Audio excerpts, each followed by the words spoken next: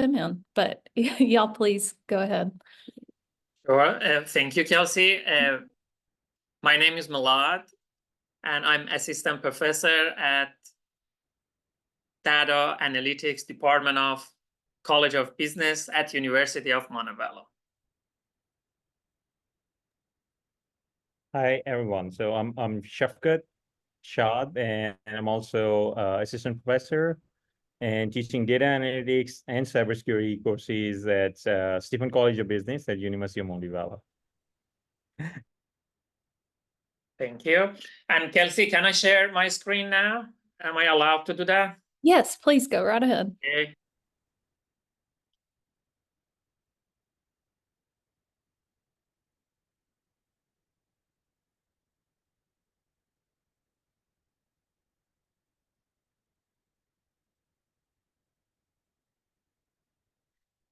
Okay, what we are going to do today with Dr. Shad, we are going to cover in this about 56 minutes that we have to share our passion with data and also introduce our department to you.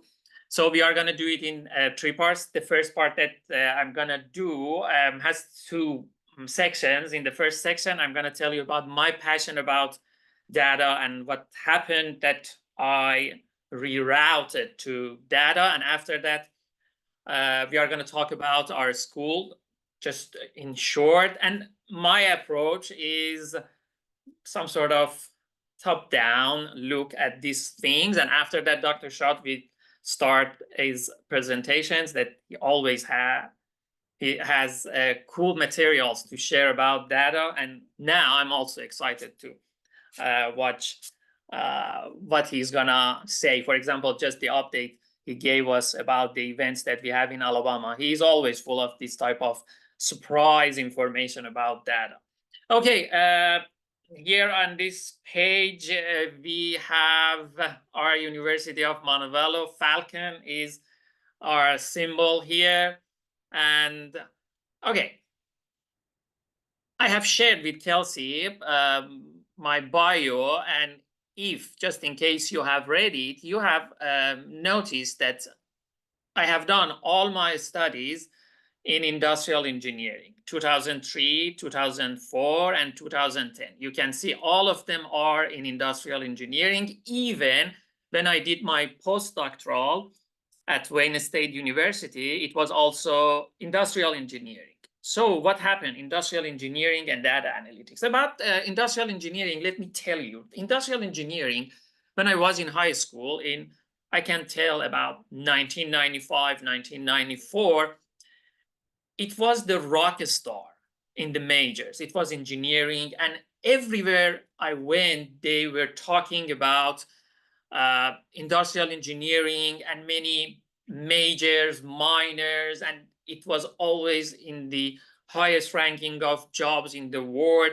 And everybody at that time was crazy about industrial engineering. And I went for that. And absolutely never, even for a second, I regretted that decision, because I really enjoyed being involved in a major that was highly sought after at that time. I remember when I was master's student, just I entered the master's student, we got job offers. We got job offers, and there was plenty of demand for this major. And again, I'm telling you, I was really enjoying this great period of industrial engineering. Even being hired as a faculty, I remember, was very easy. And again, because it was a new major and it was just everywhere. And if, again, you check my CV, you will notice that I was in Detroit, and Detroit is the motor city of United States, and we have General Motors, and we have previously Chrysler, Ford, and everything over there. And industrial engineering, the center of industrial engineering. But what happened about this change? I'm not sure you have seen this movie or not, but if you have not, and since you are now data analytics scholars during this intense program, I absolutely suggest, recommend seeing this movie. First of all, it's a great movie. You are gonna enjoy its artistic aspects, great director, great cast, everything is great. But the point is this, it's about data analytics. It's about start of data analytics in sport that start with baseball. I'm not going to talk about this anymore, and I'm not going to spoil the story for you, but absolutely, I'm telling you, if you have not seen this movie, go and watch it again. And even you have seen it before, again, I recommend it. You go and watch it, because now after this internship program you are passing, you are going to see it from different perspective. I watched this movie in 2012. I watched this movie in 2012, and it was very interesting to me about all the things is talked about data and all those things. And I'm telling you, I was industrial engineering. I was not alien with data. We were flooded with data everywhere because, as you know, industrial engineers are very good with statistics and all those type of analysis. But data analytics has some sort of charm with it. It is a modern type of skill, knowledge, science that combine to each other, and it becomes, as I told you, very charming and attractive.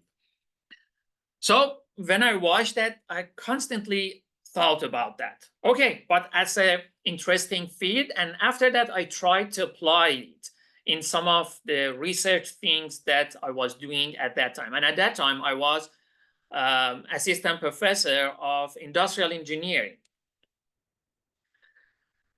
2018, you see, I have put the paper for you, and I'm just telling you about that shift because I was a lover of industrial engineer, and now I'm in data analytics department. So maybe this story can help you to make your decision better or make you more confident regarding the decision you have made. Okay, it was a paper, and it was published in Harvard Business Review.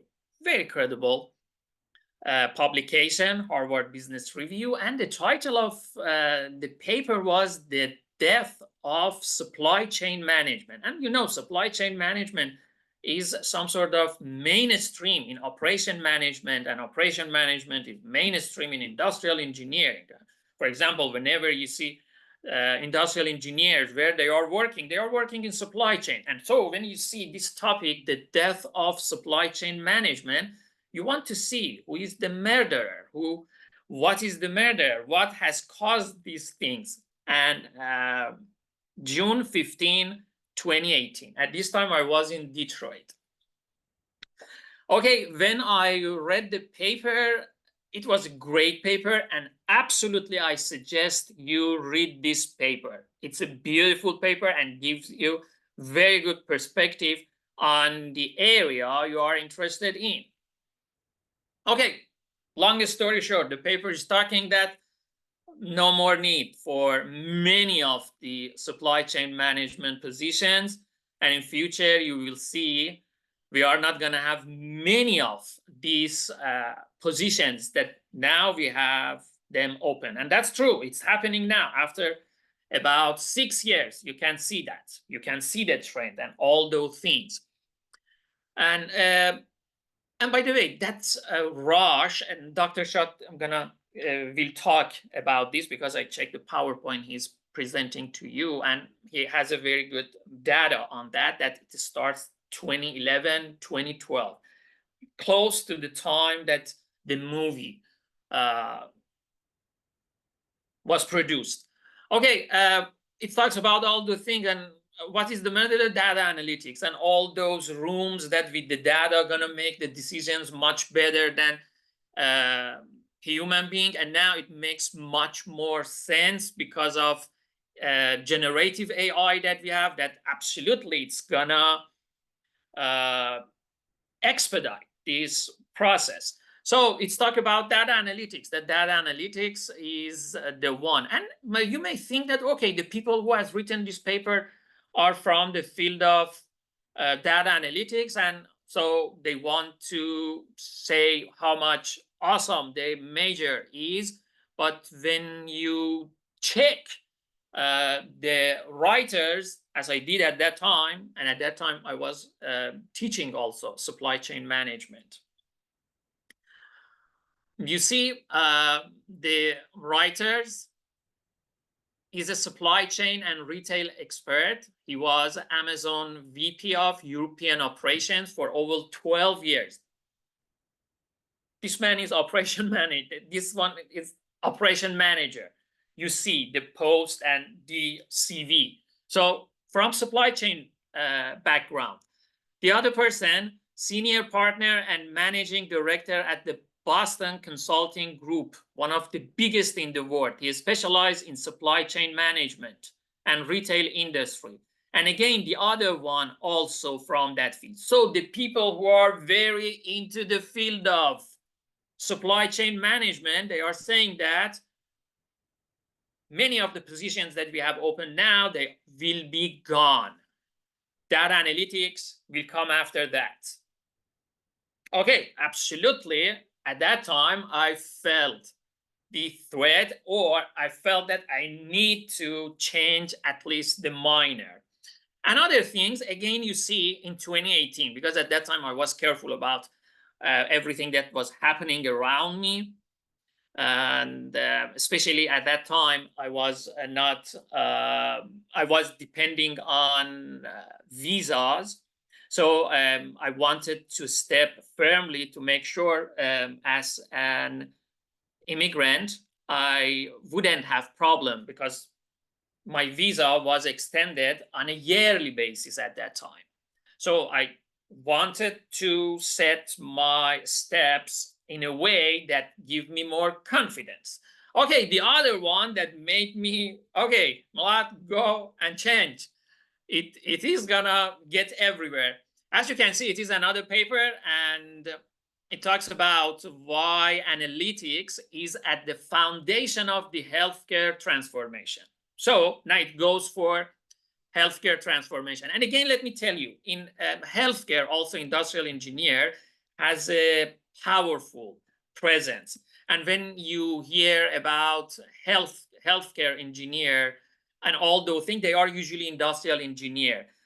When you go to industrial engineering schools, departments, they are a healthcare part, healthcare section, like financial engineering and those type of things. So as you can see, data analytics is going everywhere. At least at that time, my major, the major I was working in, I noticed the threat, in fact, opportunity that is coming for that. And again, when you go and check the publisher of this paper, it is very credible one. The editor of Healthcare Innovation draws upon decades of experience in covering the industry as they interview leading figures in US healthcare.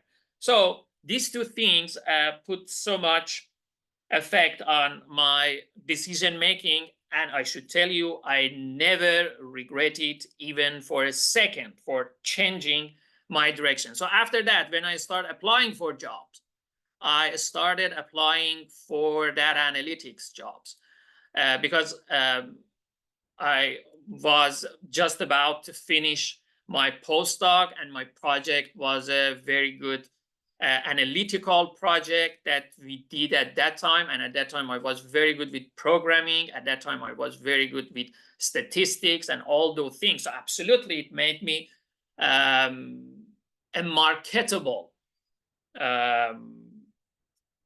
job applicant. What I wanted to change it. And now when I compare myself with the friends who stayed in the previous, my old major, I'm very happy with my decision making, because not only I'm not afraid of the future, I'm just looking forward to the future because of many more opportunities that are coming toward us as data analyticians. And here I'm putting for you another things, Hall variant chief economist at Google. So what's getting ubiquitous and cheap? Data. And what is complementary to data? Analysis. So his recommendation to take lots of courses about how to manipulate and analyze data.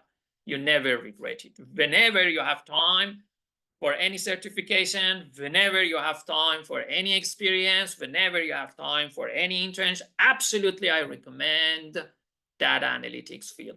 As Halvarian is mentioning, because data is cheap everywhere, and the industry outside everywhere, any entity getting hungrier and hungrier in doing the analysis. And absolutely now the market is behind in supplying the demand. I have put for you another report, state of the CIO report, Chief Information Officer report. It's a reliable report. And you know, chief information officers are the IT administration in the companies. And see what happens according to that report. 47% of CIOs report having issues finding qualified data science and analytics professionals. Is it good news for you or bad news? You may say, oh, so there is no qualified or not enough qualified. So that tells you the market, the job market is crazy, is excellent. Why? Because even when people are not qualified enough, they hire them. Just compare it with the situation that it says the people who are hired are super competent, are super qualified, and they are the top 10%. So it means that that area is not, it's risky to go for. I don't want to say something like it's bad, or it's risky if you go there. If you can get yourself to that 10%, you can secure yourself job. And also it tells you, so always the supply is more than demand, that they can go for 10%. But it tells you, no, demand is more than the supply. And according to the reports, because you should constantly, because you are at the age at the time that you need to be very careful about the decisions you are making. When you see they are predicting this trend until 20, I guess the last one I checked was 35, that until that time,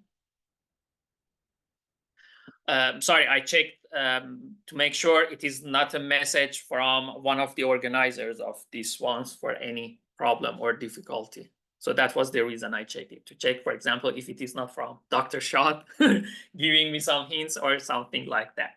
Okay, so it's another thing that I'm telling you about. And now to our program that we have here. Here at the University of Montevallo, we also have data analytics that I have put the degree plan for you here, that you can see it now in front of you. Okay, since we are liberal arts university, there are 50 hours of general eds, including statistics, math, and those type of things. And we don't have time to discuss this type of things today. That's what is the good thing about this, that I'm gonna just refer to them quickly. But on the right, you see 45 credits that we have that all are focusing on making you a data analytician in a business school. And we have tried our best in designing this curriculum in a way that people who are not good with math don't get into any problem. We have had many cases in our school, because now it is this, I just finished the 5th year and I'm entering the 6th year of being here. Students who were not good in math in high school, but they did a great job during their study here. I know you all are top students and you all are very good with math and those type of thing. I have heard that, but I'm just telling you about the curriculum we have defined. And really, we are not sacrificing the quality of the education. No, because you need to be good with numbers, and it's very different to be good with math and with numbers. Many successful people who are terrible with math, but since they are good with numbers, they are very successful businessmen and women. So we have been very careful to not set any hurdle for the students who have that type of thing with math. And when you go and check this curriculum, you see we are covering programming very well in our plan. And as you can see, for example, Data 171, in this course, you are going to learn R. In 241, you are going to learn about Python. In 245, you are going to learn about Java. So I'm telling you this, if someone is really interested in learning, they can do great with this package of courses that are provided. We even cover HTML to have a markup language as well. And as you can see also for 450, 451, we have data analysis and mining techniques model, purely that. And after that, you see 455 and 456. Again, I'm telling you, a student who is interested, who is passionate, has a very good opportunity to handle all the needs a data analytician is expected to have. And another thing that we have in our plan that makes it flexible, you have a chance of taking 18 credits. You can take them anywhere. And also we have other courses that data analytics, as a data analytics students, they take it and they can benefit a lot from that. Okay, this was just a quick review on the curriculum that we have here. And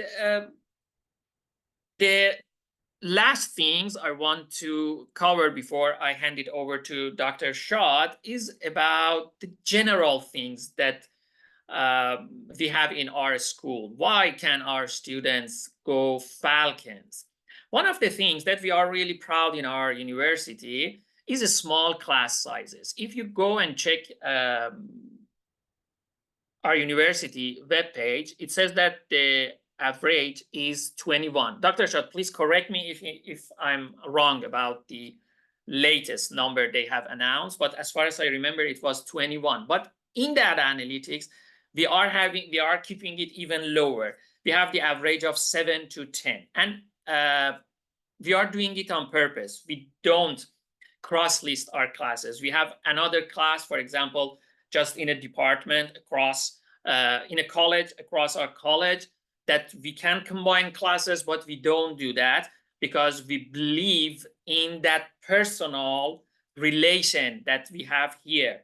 And that's one thing that students really get used to do. We have students with 2 students that now they are doing their PhD in another university. It's a big university, and they usually stop by here. And one of the things they expressed their dissatisfaction was that, I'm not saying that the style are different, because here we know everyone. We are here like family. We talk, we know the name, very personal experience. And that's the things I have put here for you here. And another thing, since we are liberal art, you have a chance of studying in other, get the taste of the other things from other departments and colleges.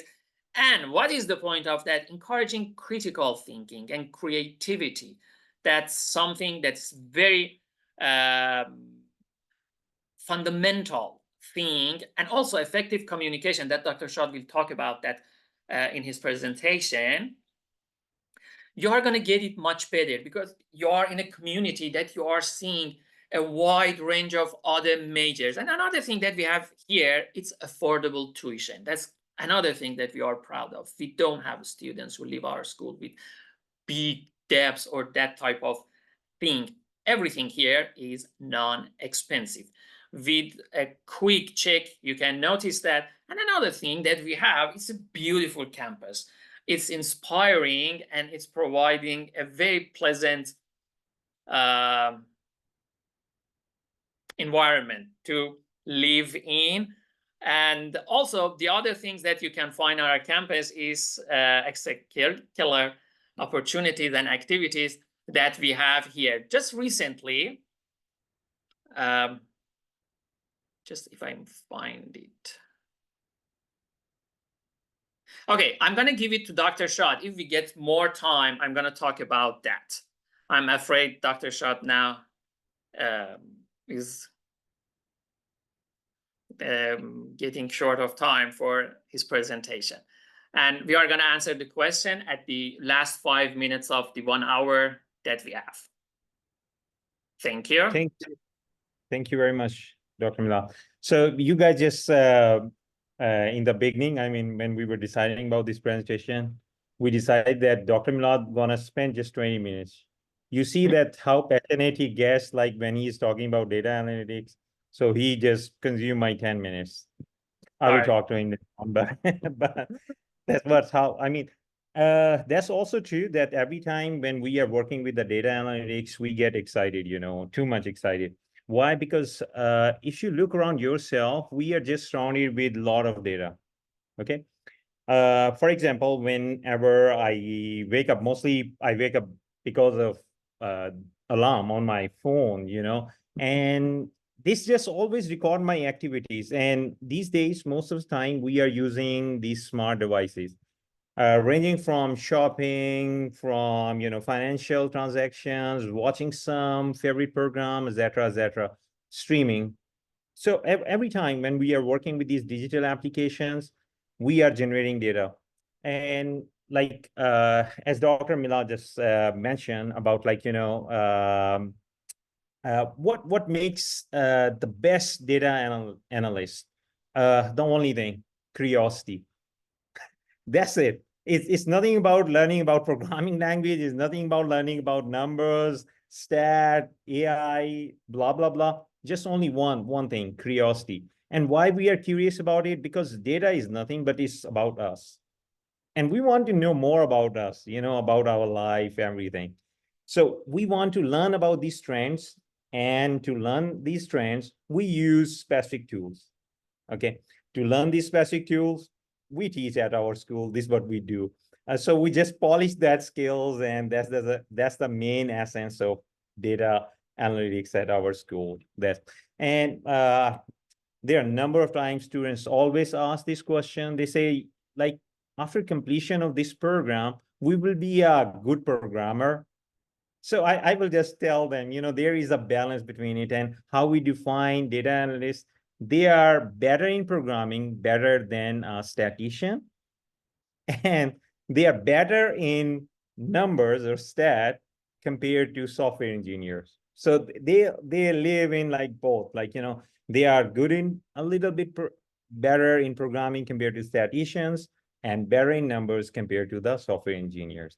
And the only thing, they are curious and they are very good in storytelling. That's mean communication. Communication power is the essence in data and analysis primarily that you know, we are looking for. So let me share my screen actually, and we will go from there. Okay, so while Dr. Milad was talking, so I was just thinking, like, you know, pull some facts, you know, about like what's going on here. So you can see what happened. So it started like small thing, computer science and statisticians, and they were doing a lot. And they were analyzing data, but the data was very small. And then slowly computer science was taking over that stat, and it emerged as a data scientist. That's funny, but true also.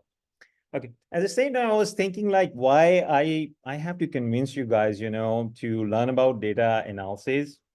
You know, when I was young like you, yes, I was concerned about use of technology and this, that, but I was thinking about money. Okay.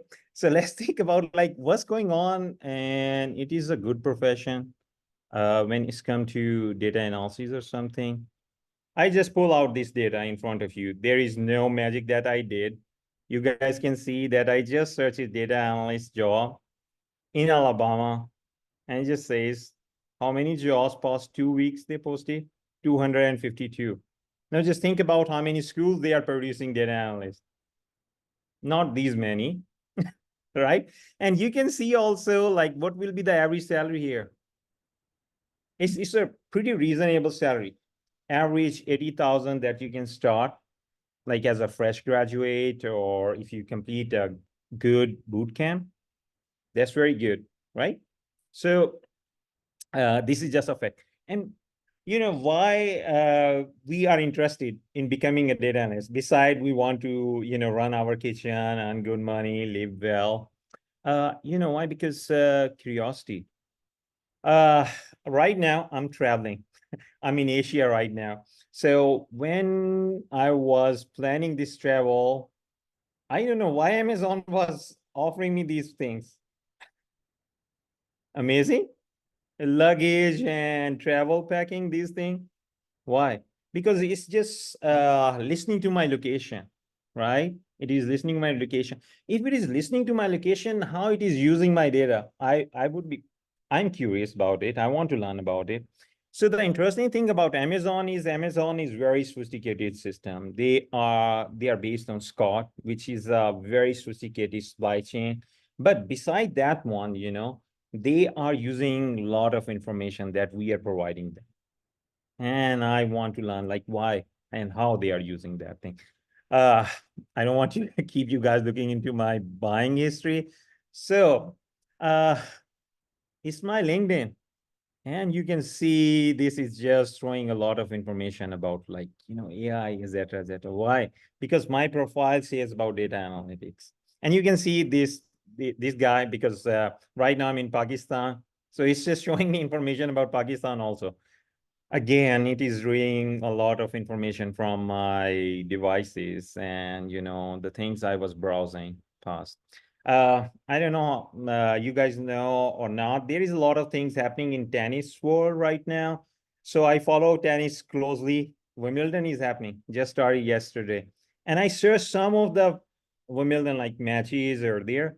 It just bombarded me with these videos. You can see, and it also show me like same field. I don't know how many of you watch this thing. So it's a recommendation, and they are using my data, right? My data. But I am concerned about my privacy, about my data. But at the same time, I feel this quite easy for me. Otherwise, if I have to search something amazing about tennis, about Stan Wawrinka or Federer or Nadal, it will take time to browse, right? Because they are giving me the option and they are recommending this thing. It is not taking that much time right now. So it's a win-win situation. So if I recall, when maybe some of you were not born, I did my undergrad in 2004 and I started in 2001, you know. That time we were always thinking, learning, not only about thinking, learning about AI and data warehousing. Okay. And I was just curious how we can use AI, because, you know, we used to develop our rules. Rules mean we need to look into the data, sniff into the data, and create our rules. And that was very difficult. And I was always thinking, what will happen if we have a million of records? Because I need to sniff into, as a human, I need to sniff into that data by myself. Okay. Which was not possible. That's why the modern day data analytics was not there, and it was not very popular field. We used to call it a data mining and artificial intelligence. And then there was a computation issue, and also there was data storage issues. There were three things that were happening at the same time. Okay. So what was the purpose? Even that time, that the concept of data analytics was there. Because business were using that information. They were creating the big data warehousing, and they were using it to enhance their businesses and earn more money, more money. They were just talking about more money. They were using it for decision making. So it was just happening on one end. Why? Because the whole mechanism was missing. But just now I was showing you this information. It's a win-win situation. When I watch more videos, YouTube earn more money, right? At the same time, it's easy for me to look around, navigate around, and I can watch a lot of videos, right? And watch the videos which I want. They are not just like random. At the same time, I don't need to spend a lot of time to search these spotlights. I installed just last month at my home. So it's just giving me the option, like, pick up where you left or something, it's just telling me that information. So it's a win-win situation. Business are not only using it for themselves to grow, it is also helping the customer. They are winning the customer. And as a customer, it's a great satisfaction for me also. So it's a win-win situation now it is happening. So this how the modern day data analytics distinguish itself from the classical data warehousing. Okay, and another concept of data warehousing was to bring the data in a central location. And the bringing the data in a central location is as simple, like if Walmart has different branches and they want to store the data in different places, when they have to analyze the data, they have to bring it in a central location in the classical data warehousing concept. Not anymore. Okay, so what got changed? Few things happen in parallel. In parallel, that happened. If I share back in 2004, I was using a Nokia mobile phone, and they introduced, and it was pretty good, and it has a button. And the only game that I got there was a snake game. There were no digital applications on it. It was not very interactive. Primarily, I was using it to make a call. That's what I was doing with that one. And then, because even data was there, we need to bring the data in a central location. What changed? Hadoop was got introduced in somewhere like 2008, 9. There was a concept about that one. If you search a little bit about Hadoop, Hadoop is the basis for every cloud platform. Now, this cloud, that word cloud that I'm using right now, might be not a new thing for you. Why? Because you are using it. Even for like iCloud on iPhone, most of the people are using, right? You guys are using OneDrive. That's a cloud service. Office 365 is a cloud service. And what's the ease in it? You don't need to think about a lot of things. A lot of things mean when I was in undergrad in 2001, 2004, I need to download something on my computer according to my operating system, according to my machine. Now you just log in, use Office 365, doesn't matter. You are on Mac or Windows or whatever. You are platform independent. It don't complain anything. The same way you can use anything, like you don't need to worry about like network, like privacy, etc., etc. So the cloud use Hadoop underneath it, every cloud service. When I'm saying cloud, that means that Amazon Web Service is one of the cloud, Google got its cloud, Microsoft had Azure cloud service. We are living in a world we are surrounded by cloud. And why? Because cloud will never complain how much data you want to store. When you store the data on your computer, sometimes you get like, you are worried about the memory that the data takes. But you are not worried about like how much pictures or videos you can store on this mobile phone. Why? Because your data is not stored locally, it's go to the cloud service. That's the beauty of cloud. Okay, so Hadoop was in a process of getting introduced into the market. Primarily this was happening that time, but at the same time the world was changing. If you look at the mobile phone users, it got in billions users around the world. Okay, on average, you can search it over the internet. Internet is your friend. So on average, every American has one cellular connection or mobile phone. Everyone has this one mobile phone. And guess how much time and on average, an American spend on internet? Anyone? Some guess. 4 hours a day.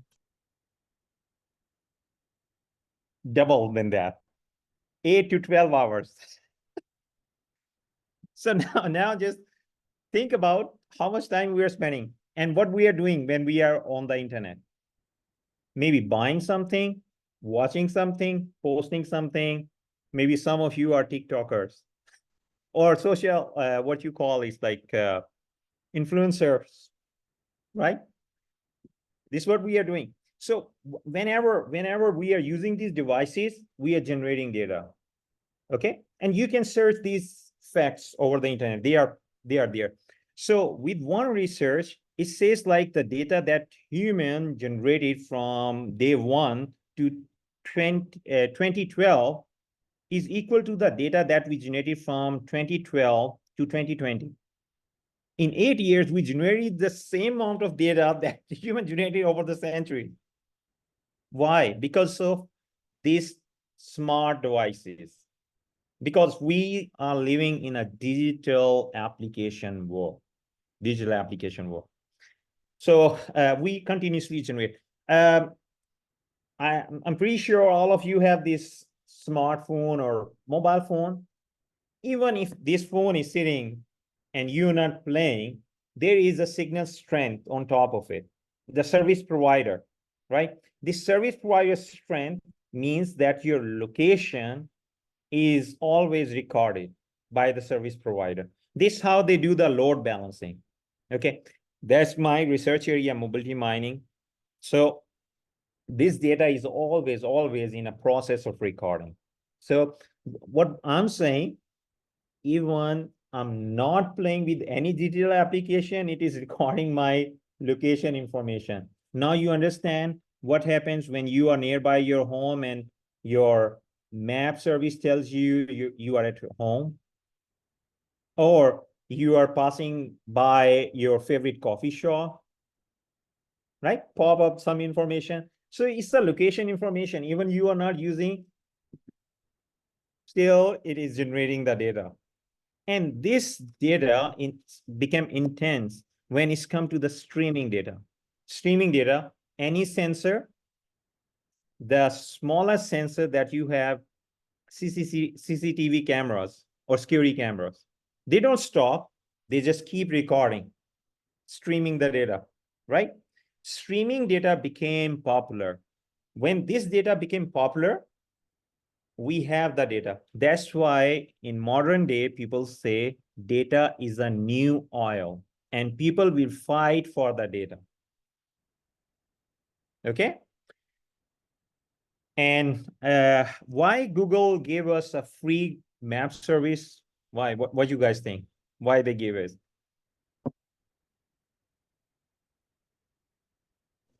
So they can collect our data. Yes, true. That they can collect the data and then sell that data. A simple example, very simple example. I'm a new business owner and I want to start a new donut shop in Hoover area. I don't know where to open. Then what I have to do, I need to collect the data. One thing, I have to send the survey to different people, right? And you guys know that if somebody send us the survey in our mail, maybe reply will be less than 2%, right? Or over our email, nobody reply for that one. But why not I just contact Google and ask them, provide me the people data. They will provide me city hotspot data. And city hotspot is the places where most of the people spend time during the lunch time or a breakfast time or a dinner time.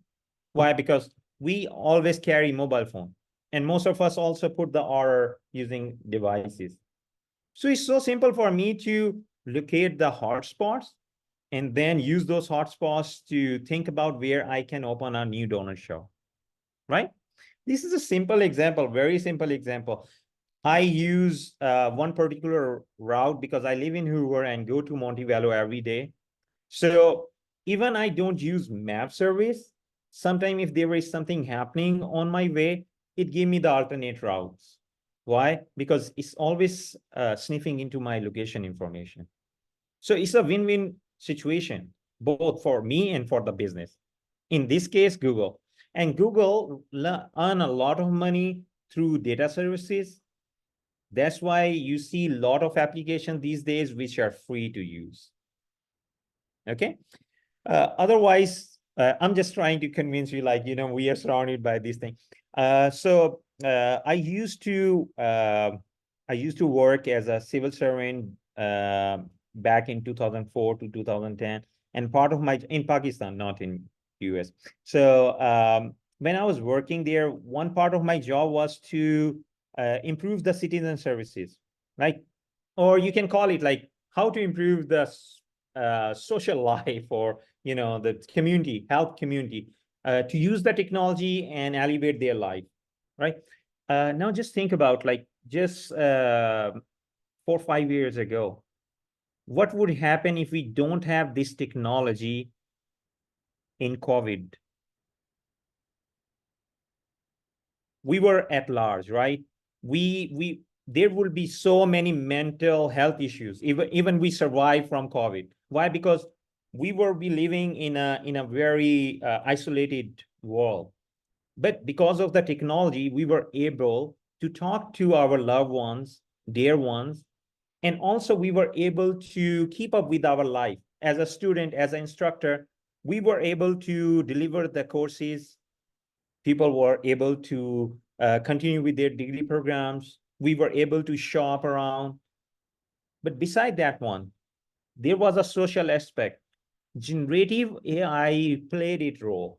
Generative AI, you guys always these days hear about Chat GPT or some tools created by Google. It was Brad, and now I think they changed the name to Gemini or something like that. But Chat GPT or OpenAI or these stuff you always hear, right? This generative AI played so vital role. Why I'm telling you, because I used to have a startup company at Iowa State, and some people were working on vaccines. Okay, vaccine. And I asked them a simple question. I said, how long it takes for a vaccine to bring into the market? And they told me it's average 5 to 10 years. Why? Because they have to collect the data and then validate that data over 5 years. So its average time is 5 to 10 years. But you saw the COVID vaccines were in the market just within 1 year window. How? Because of generative AI or GAN, generative adversarial neural networks, which can generate the future data. So can you see the social aspect? How the data analytics and artificial intelligence changed the world and how we help the humanity. So this is what we say. And in our University of Montevallo, we also believe on this thing that we just don't want to teach data analytics. We want to also cover the ethical aspect of data analytics also. Why? Because yes, we want to earn money. We have to run the kitchen, but we are aware of our social responsibilities. Okay. Why? Because, crime rate can drastically be changed if you can analyze the citywide data. At the same time, you can also elevate the minorities or underrepresented community using the data analytics. For example, when you take in third world countries, what they did is like they took the satellite data at night, okay, and they figure out those points which were not, which don't have a light. They were dark areas, and then infrastructure was not that good. Those were the people who were underrepresented, and then you can provide the infrastructure there and elevate the community. I'm just giving you some of the examples, but everything was happening based on data analytics, data analytics, data analytics, and data analytics. So this is a very good profession. Besides some of the profession where you are not earning the money, but at the same time, you're helping the community. You are also covering the social aspects, right?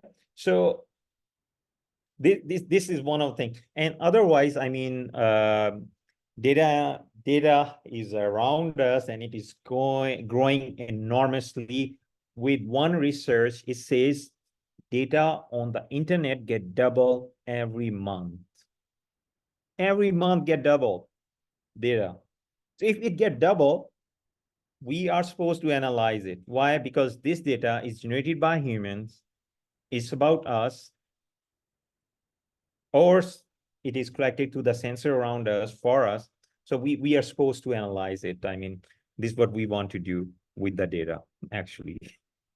Okay, so I mean, there are a lot of tools that are used for data analytics. Some of them I already mentioned, like cloud. There are a lot of programming languages. Two are significant: Python and R. R has a market share of almost 60 to 70%. Sorry, Python has a 60 to 70%, and then R, and then some other languages, they are there. So at University of Montevallo, our program, we teach both languages beside one essential language, which is Java, right? So, and then we also cover all the significant tools that are necessary. So build the, a theoretical foundation and practical skill. And then we believe that we want our students to graduate with portfolio rather than just with the transcript. What I mean to say, we also force, but also give the freedom to our students to work on a real world project. Dr. Malak can also tell you, like, all of our students complete at least 3 to 4 real world projects where they work on a real world data. So some of the people work with, like, real estate data. Some of them work with like insurance. Some of them work with scientific. And because I also serve in a committee which is, um, responsible for curriculum and new programs approval. Recently, past 1 year, we have digital filmmaking. And when I was looking into digital filmmaking, it's mostly use of AI tools. Okay, and same, there is a music program they introduced, and the prime focus of that one, use of generative AI and AI tools. Okay, what I mean to say, like, you cannot avoid data analytics even you are working in a very different domain. If you call an insurance company and ask them to give you an insurance quote, all they do is data analytics. And then they give you the quote. When you call a bank and ask for a loan, they do the data analytics. And when you go buy an automobile, they do the same. When there are people who are recruiting, they also do the data analytics. Why? Because there are thousands of applications they get. They sniff into that application using that one. So this is about my data analytics introduction and those things. So feel free to ask any question. Thank you. All right. Well, thank y'all so much. Do any of you guys have questions?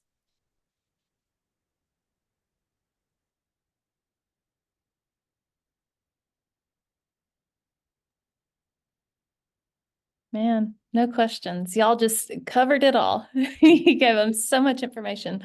We may have some questions after this is over, I think, once it's all had a chance to sink in, but this was amazing. And it's just so exciting to hear that there are such great opportunities at Montevallo to go into this career field that's now everywhere. And I had no idea that data was doubling every month on the internet. That's wild. So the need for these types of skills is just going to continue to increase. But I just want to add one more experience. So, before joining University of Montevallo, I was working in Iowa State, and the class size was pretty big, because it's a state school in R1. At University of Montevallo, the good thing is, like, it's a public school. We have a lot of sport and scholarships, and But at the same time, it's pretty much looks like a private college where you have one-to-one attention. So even Dr. Milad will also, tell you the same thing, that we know all of our students by their name, and pretty much, we provide one-to-one attention to our students. And school has a lot of sport. It has a trio program and some dean sport and a lot of scholarships also. Beside like amazing opportunity where you can complete a lot of projects and get instructor attention one-to-one. And we have a career strategy department also, Ranger Center, that also helps students to find a job and help them to improve their portfolio.